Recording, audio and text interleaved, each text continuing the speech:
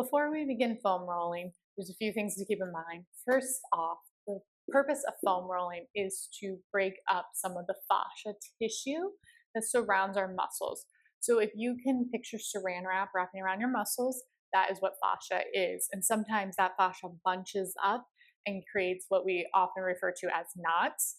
And so foam rolling helps release that tension, rehydrate that tissue, and allows for more elastic muscle movement. So when we are foam rolling, I often like to refer to it as foam staying because we shouldn't be moving a lot. It's more holding in one spot, letting the tissue and tension release, and then we add in some movement. So when we are foam rolling, we're always going to start by holding pressure against a certain muscle with the foam roller. We want to breathe in our nose, out our mouth for 3 to 5 breaths before we add in what we call flushing motions. So each muscle has a different kind of flushing technique, and I will be going through those for you. But just remember, we are holding, we're breathing, and then we're flushing. When we are foam rolling or foam staying, there are a couple things to be aware of. One, you never want to roll over any major joints.